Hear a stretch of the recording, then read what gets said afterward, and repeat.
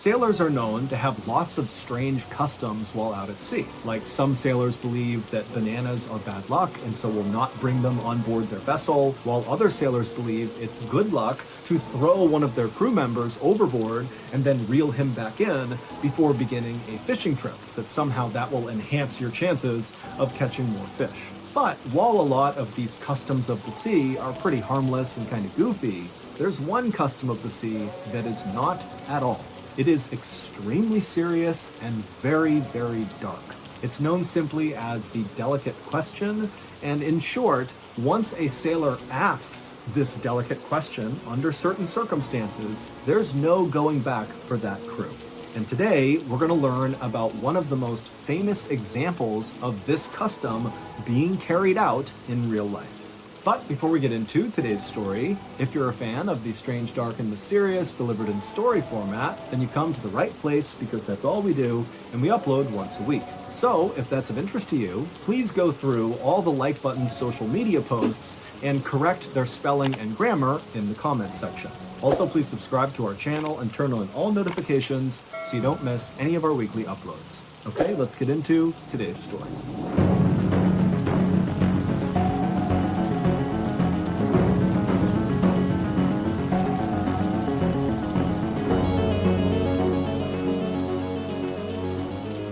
On the morning of February 6, 1821, four young men stood on the deck of a small boat out in the Pacific Ocean. The sun was out, it was beautiful and warm, the water was crystal blue, but none of these four men were paying any attention to their surroundings.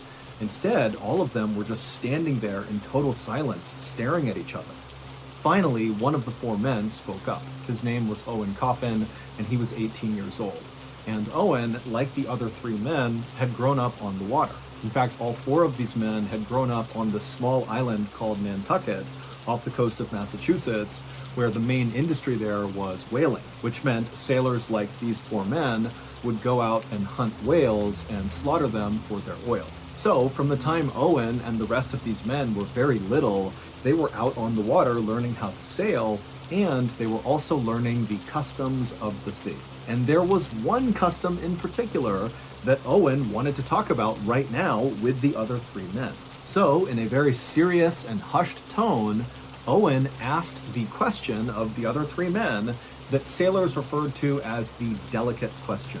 And after Owen asked the so-called delicate question, the other three men, who were already very serious and just kind of standing there in silence, suddenly their eyes started to go wide and their mouths went agape. And then again, all of the men just kind of fell into total silence. The only sound they could hear was the splashing of the waves against the side of the boat. The captain of this vessel was a man named George Pollard. He was 28 years old, and he was actually Owen's older cousin. And what George wanted to say to Owen in response to his delicate question was no. But George didn't say that. Instead, he just put his hands up over his mouth and stared kind of incredulously at Owen and the other two men who were also teenagers. Their names were George and Barzillai. And as he stared at these other three men, he realized that their answers to the delicate question was a resounding yes. They knew it had to be a yes. They had to do this. And even though George could totally override them because he was the captain and so technically in charge, he knew in this situation, under this particular custom, he couldn't overrule them. And so, with his hands still over his mouth, George just nodded a yes. Yes, let's go forward with this custom. And so, with a unanimous decision to move forward, Owen slowly reached down and pulled out the ship's logbook from underneath one of the seats behind him. And then he opened up the book and he flipped to the back pages of the logbook, which were totally blank, and he grabbed one of the pieces of paper and he ripped it out of the book. Then Owen began to rip this piece of paper into strips. First, he ripped three identically long pieces of paper, and he held up all three at the same time to show the others that these are the three that are the same. And each of the three nodded their head, yes, we see that. And then Owen reached down, he grabbed the paper again, and he ripped a fourth strip out, and this one was dramatically shorter than the other three. And so Owen held up this much shorter piece, and he showed Charles, George, and Barzillai, and again, they all kind of nodded in agreement, yes, we see, that's the short piece. And so once the whole group was satisfied that they had their four strips, Owen took off his hat, he put all 4 strips inside, mixed it around, and held out his hat. It was time. The first man to reach into Owen's hat was Owen's older cousin and the captain, George. He reached in, he pulled one of the strips of paper out, closed it in his fist so he had no idea which one it was, and pulled it back and held it close to his chest. And then one by one, each of the other men did the same thing, reaching in, grabbing their strip, not looking at it, and holding it against their chest. And then once all the strips had been taken, at the exact same time, all 4 men extended their hands into the middle of the circle they were standing in, and they opened their hands palm up to reveal which strip they got. And George, Charles, and Barzillai all had the identical long pieces, and Owen, the 18-year-old, the younger cousin of the captain, the one who had ripped up the strips, he had the short strip. And immediately, when his older cousin, George, saw this, he yelled out, "No, let me take that one." But Owen said, "No, this is customary, I want this." And so after a few moments of the men kind of collecting themselves and calming down, Charles then grabbed the logbook again, flipped to the back of it, pulled out another blank page, and he ripped it into strips again, except now he was only ripping them into 3 strips, 2 long that were identical and 1 short. And once again, as he ripped them, he held them up to show the other men, to show this was a fair process. Then Charles took off his hat, put the 3 strips inside, and extended it to George and Barzillai. Owen was not a part of this round. And so George and Barzillai, one by one, reached in, took their strip, held it to their chest, and then Charles, he would take the last strip, he would hold it to his chest, and then once all the men had their pieces, they held their hands out into the middle of their now smaller circle, they opened their hands, palm up, and this time it would be Charles, the man who ripped up this second round, who would discover he had the short strip. And as soon as Charles saw this, he threw it on the ground and he ran to the other side of the boat and began screaming, "I can't do this! I can't do it!" Meanwhile, Owen, George, and Barzillai didn't even move or flinch. They just stood there waiting for Charles to calm down, because they knew he knew this was a very important custom, and once you begin doing it, you can't just stop. Charles would have to come back over and play his role.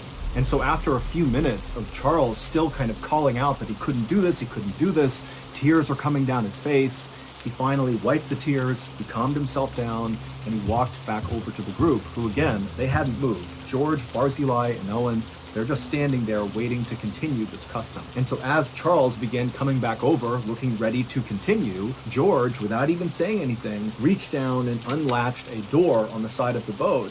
He opened it up, he reached in, and he pulled out this long object that was wrapped in canvas. And then he handed this object to Charles. And then once Charles had possession of this object, Owen, the man who had first drawn the short piece of paper, said to the group, "Now it's time for a moment of silence," even though at this point none of the men were talking. But still, they formed a tight circle with Charles holding this object, and they all bowed their heads, and they just stood there in total silence. And then, once Owen raised his head, the other 3 did as well, and Owen, one by one, touched the shoulders of each of the men and reminded them that this had been a fair process. Then, without saying another word, Owen turned away from the group. He walked over to the edge of the boat, looking out over the water. He got down on his knees. He made sure his posture was good, and he looked out over the water.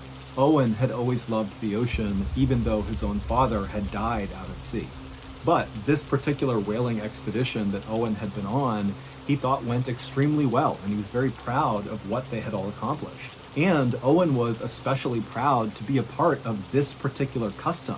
This custom was one that so few people ever took part in, but all sailors knew about it. It was kind of like the forbidden custom.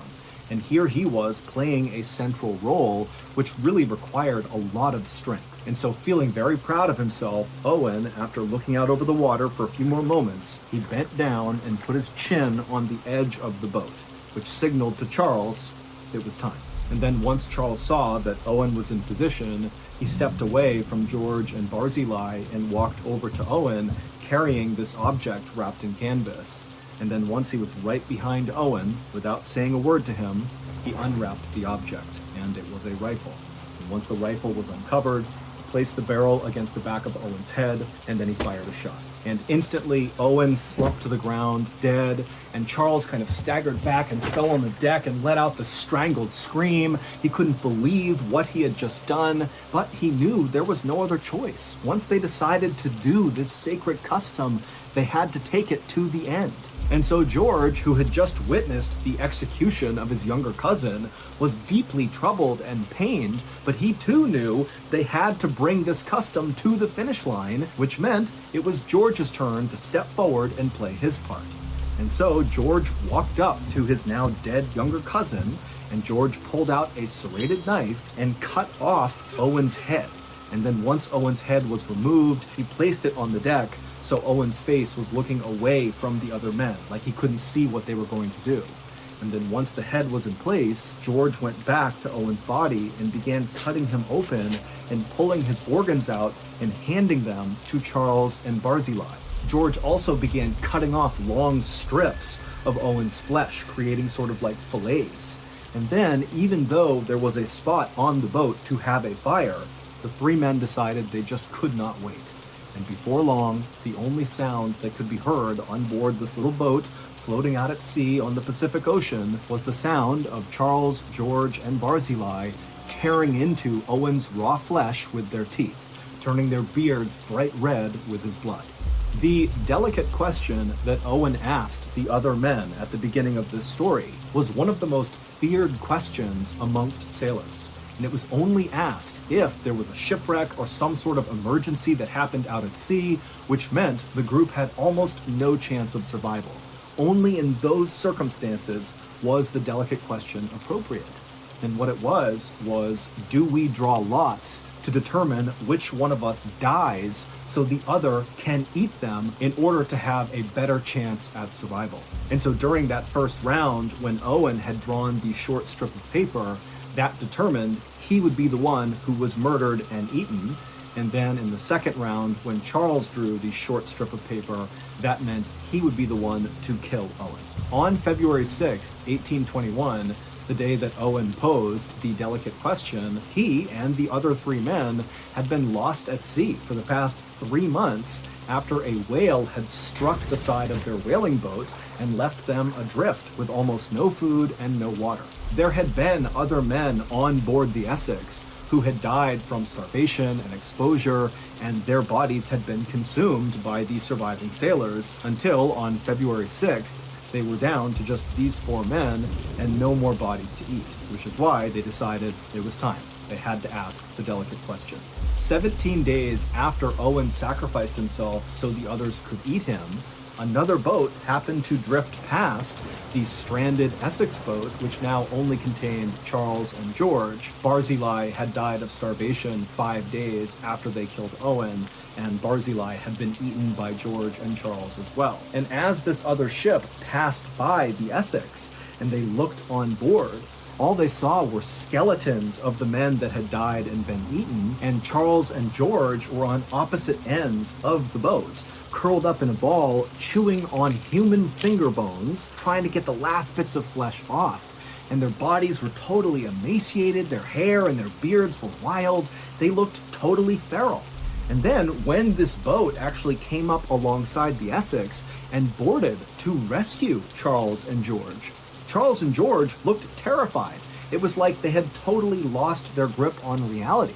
They had been lost at sea for 94 days and had consumed all of their friends, and so it makes sense they might go kind of crazy. But after this crew was able to get Charles and George fed and get them water and cleaned up, they kind of regained their composure and their sanity, and they were very thankful and happy to be alive. The story of what happened to the crew of the Essex quickly spread all around the world, and in fact, it served as inspiration for Herman Melville to write his classic American novel, Moby Dick.